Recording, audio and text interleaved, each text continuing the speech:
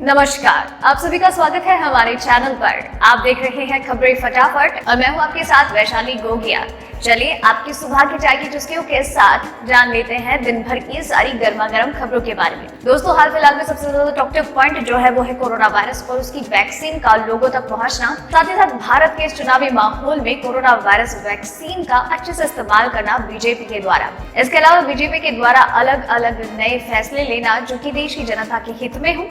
साथ ही साथ इस त्योहारी सीजन में पूरी जनता के लिए कुछ अलग अलग ऑफर्स भी सामने आ रहे हैं जो कि आपको जानना बहुत जरूरी है और उसके लिए आपको इस वीडियो के साथ एंड तक बने रहना होगा। तो चलिए ज्यादा वक्त बर्बाद नहीं करते हैं और बढ़ते हैं खबरों की ओर, लेकिन उससे पहले एक नजर डालते हैं आज की सुर्खियों की ओर। बिहार चुनावी रैली में पीएम नरेंद्र मोदी का वार। जम्मू कश्मीर में अनुच्छेद 370 लौटाना चाहता है विपक्ष। शी जिनपिंग ने दी भारत अमेरिका को धमकी, कहा चीन के हितों से छेड़छाड़ हुई तो चुप नहीं बैठेंगे। फाइनल प्रेसिडेंशियल डिबेट में बोले ट्रंप, तैयार है कोरोना की वैक्सीन, आएगी कुछ हफ्तों में। बेअसर हुई प्लाज्मा थेरेपी, कोरोना उपचार से हटाने की तैयारी में आईसीएमआर। मोदी सरकार ने 130 करोड़ भारतीयों को कोविड-19 टीका देने के लिए की 50,000 करोड़ की व्यवस्था। दशहरा दिवाली से पहले एसबीआई ने बदला एटीएम से कैश निकालने का नियम, जाने इससे जुड़ी सभी बातें। रेल यात्री ध्यान दें, घर से सामान ले जाएगी और छोड़ेगी रेलवे, जानिए नई सर्विस के बारे में। आलू 50 रुपए और प्याज के दाम 100 के पार पहुंचे, अभी और तेजी से बढ़ सकती हैं कीमतें। जी हाँ दोस्तों, ऐसे और भी कई खबरें और अपडेट्स निकलकर सामने आ रही है जिनकी सही और सटीक जानकारी हम आपको आगे इस वीडियो में देंगे। बस आप वीडियो के साथ एंड तक बने रहिए और हम आप तक लगातार यूं ही खबरें पहुंचाते रहेंगे। लेकिन खबरों की ओर आगे बढ़े उससे पहले आपसे एक छोटी सी रिक्वेस्ट है। इस वीडियो को बनाने में मुझे बहुत मेहनत लगती है और आप भी अपने प्यार, मेहनत और सब्र के साथ इस वीडियो को एंड तक देखते हैं, उसका मैं तहे दिल से शुक्रिया अदा करती हूँ। बस आप अपना ये प्यार और सपोर्ट हमारे साथ यूं ही बरकरार रखिए और हम भी आपके लिए यूं ही लगातार मेहनत करते रहेंगे। लेकिन इसी के साथ आपसे एक और बात ये कहनी है कि वीडियो एंड तक जरूर देखिए, वीडियो के बारे में अपने विचार हमसे साझा कीजिए। वीडियो पसंद आती है तो इसे लाइक भी जरूर कीजिए। चलिए ज्यादा वक्त बर्बाद नहीं करते हैं सिर्फ बातों में, चलिए खबरों की ओर बढ़ते हैं।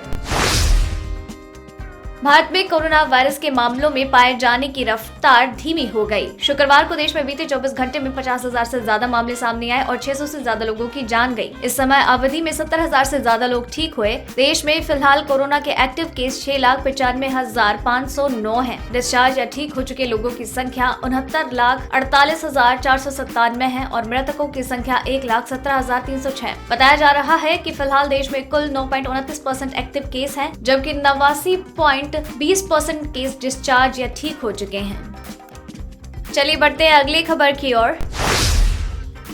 प्रधानमंत्री नरेंद्र मोदी शुक्रवार को बिहार विधानसभा चुनावों के लिए अपनी पहली चुनावी रैली में हिस्सा लेने सासाराम पहुंचे। पीएम ने यहां पर कई मुद्दों को लेकर विपक्ष पर हमला किया। उन्होंने इस दौरान जम्मू कश्मीर में विशेष दर्जा देने वाली धारा 370 हटाने के केंद्र के फैसले का भी जिक्र किया और कहा कि विपक्ष इस फैसले की आलोचना कर रहा है। उन्होंने कहा सबको आर्टिकल 370 हटाए जाने का इंतजार था, लेकिन ये लोग कह रहे हैं कि अगर वो सत्ता में आते तो इस फैसले को पलट देंगे। चलिए बढ़ते हैं अब अगली खबर की ओर।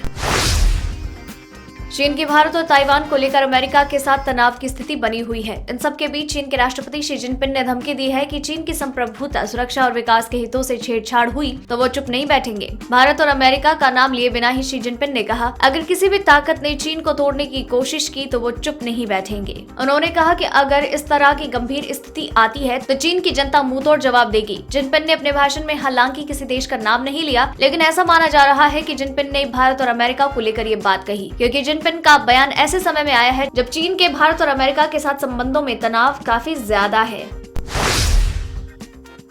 केंद्र सरकार ने करीब 130 करोड़ देशवासियों को कोविड-19 का टीका देने के लिए 50,000 करोड़ रुपए की व्यवस्था की। सरकार का अनुमान है कि एक व्यक्ति को टीका देने के लिए करीब 385 रुपए खर्च होंगे। ब्लूमबर्ग की एक रिपोर्ट में यह दावा किया गया है। ब्लूमबर्ग ने सूत्रों के हवाले से बताया है कि ये रकम इस वित्त वर्ष के अंत यानी कि 31 मार्च तक के लिए तय की गई है। सरकार का अनुमान है कि हर व्यक्ति को कोविड-19 टीके के 2 इंजेक्शन देने होंगे। एक इंजेक्शन पर करीब 150 रुपए की लागत आएगी। इसके अलावा बाकी स्टोरेज, ट्रांसपोर्टेशन आदि मिलाकर एक व्यक्ति को कोविड-19 के टीके के 2 इंजेक्शन देने पर करीब 385 रुपए खर्च होंगे। सरकार की एक समिति का मानना है कि भारत में कोरोना का पीक समय जा चुका है और फरवरी 2021 तक ये नियंत्रण में आ जाएगा।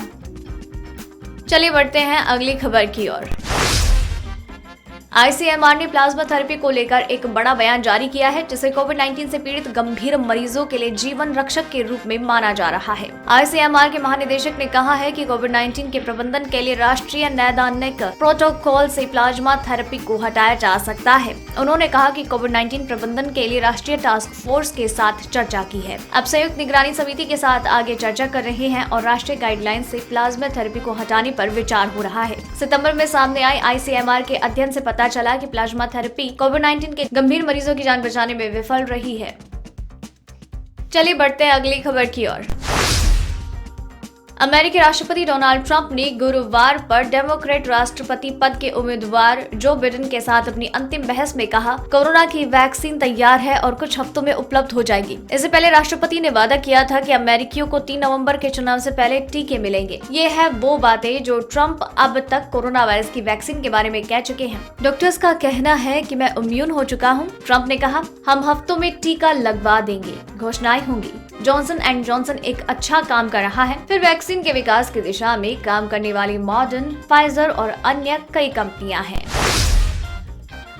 दोस्तों, खबरें खत्म नहीं हुई है, खबरें आगे और भी बाकी है, जो कि आपको जानना बहुत जरूरी है क्योंकि ये आप लोगों के लिए इम्पोर्टेंट है। लेकिन उसी के साथ अगर आप चाहते हैं कि खबरें आप तक लगातार यूं ही पहुंचती रहे तो आप चैनल को भी सब्सक्राइब कर दीजिए, बेल आइकन को दबा दीजिए ताकि खबरों का नोटिफिकेशन आप तक लगातार आता रहे। तो चलिए दोस्तों, बढ़ते हैं खबरों की ओर, जहां जानेंगे पेट्रोल डीजल के दाम, साथ ही साथ जानेंगे मौसम के हालचाल। तो मौसम विभाग ने पश्चिम बंगाल के दक्षिणी जिलों में दुर्गा पूजा की महासप्तमी यानी कि शुक्रवार को भारी बारिश होने का अनुमान जताया, क्योंकि बंगाल की खाड़ी के पश्चिमी मध्य में निम्न दबाव का क्षेत्र पिछले 2 दिनों में और गहरा हो गया। इस क्षेत्र के प्रभाव के कारण दक्षिण पश्चिम बंगाल के कई जिलों में हल्की से मध्यम बारिश और गरज के साथ बौछारें पड़ने की संभावना है। इसके अलावा उत्तर प्रदेश और दक्षिणी 24 परगना जिलों में 1 या 2 स्थानों पर भारी से बहुत भारी बारिश हो सकती है। वहीं दिल्ली में गुरुवार की शाम प्रदूषण का स्तर बेहद खराब श्रेणी में पहुंच गया और आगामी 2 दिनों में इसके और खराब होने की संभावना है। यह जानकारी सरकारी एजेंसियों ने दी है। दिल्ली का वायु गुणवत्ता सूचकांक 302 रिकॉर्ड किया गया है, जो बेहद खराब श्रेणी में है।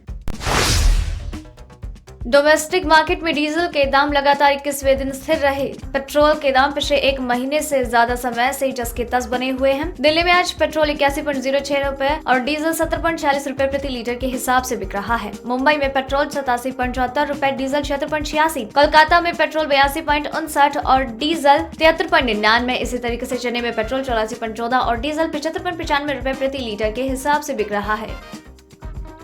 चलिए बढ़ते हैं अब अगली खबर की ओर।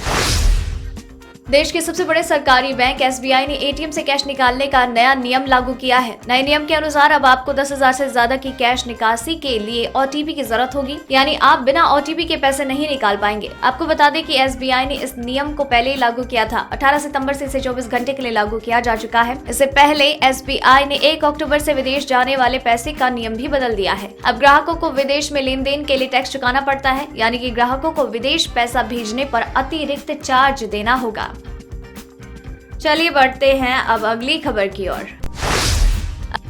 अगर आप रेल यात्रा करना चाहते हैं और घर से स्टेशन या स्टेशन से घर अपने सामान को लाने या ले जाने में परेशानी होती है तो अब टेंशन की जरूरत नहीं है। भारतीय रेलवे ऐप आधारित बैग्स ऑन व्हील सेवा देने जा रही है। उत्तर रेलवे का दिल्ली मंडल अपना राजस्व कमाई बढ़ाने के लिए इस योजना को शुरू करने का ऐलान कर रही है। भारतीय रेलवे के इतिहास में पहली बार इस तरह की सेवा की शुरुआत हो रही है। BOW ऐप को एंड्रॉइड और आईफोन दोनों प्लेटफॉर्म में डाउनलोड किया जा सकता है। रेल यात्री इस ऐप के जरिए अपने सामान को घर से रेलवे स्टेशन तक लाने या रेलवे स्टेशन से घर तक पहुंचाने के लिए आवेदन करेंगे। रेल यात्री के बुकिंग विवरण के अनुसार इस काम के लिए चुने गए ठेकेदार सुरक्षित तरीके से सामानों को पहुंचाने का काम करेंगे।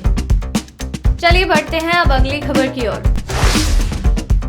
आम आदमी की मुश्किलें रोजाना बढ़ती जा रही है। प्याज की कीमतें रिटेल में 100 रुपए के पार हो गई। आलू की कीमतें 50 रुपए किलो हो गई है। लहसुन 170 रुपए प्रति किलो। हरी सब्जियां रिटेल बाजार में 60 से लेकर 200 रुपए प्रति किलो हो गई है। हरी मटर इस समय रिटेल बाजार में 200 रुपए प्रति किलो बिक रही है। ऐसे में आने वाले दिनों में आपकी रसोई का बजट बिगड़ सकता है। कारोबारियों का कहना है कि अगले 15 दिनों तक सब्जियों की कीमत में आने वाली कमी के आसार नजर ही नहीं आ रहे हैं। महाराष्ट्र, मध्य प्रदेश, कर्नाटक, आंध्र प्रदेश, बिहार, गुजरात और राजस्थान प्याज के बड़े उत्पादक राज्य हैं। इनमें 4 बड़े राज्य आंध्र प्रदेश, कर्नाटक, गुजरात और बिहार ने इस साल बाढ़ झेली है। इससे प्याज उगाने वाले किसानों का भारी नुकसान हुआ। ऐसे में प्याज का उत्पादन बुरी तरह प्रभावित हुआ है। तो दोस्तों आज की इस वीडियो में बस इतना ही। खबरों का ये सिलसिला यही खत्म करते हैं, लेकिन आप तक खबरें लगातार पहुंचाते रहेंगे। बस आप चैनल के साथ बने रहिए, चैनल को सब्सक्राइब कर लीजिए, साथ ही साथ बेल आइकन को दबा लीजिए ताकि आप तक खबरों का नोटिफिकेशन पहुंचता रहे। वीडियो पसंद आ रही है तो लाइक कीजिए, अपने फैमिली और फ्रेंड्स के साथ मुझे शेयर भी कीजिए और वीडियो को एंड तक देखा है तो मेक श्योर कि आप अपना नाम मेंशन करें और अपने विचारों से साझा जरूर करें। धन्यवाद।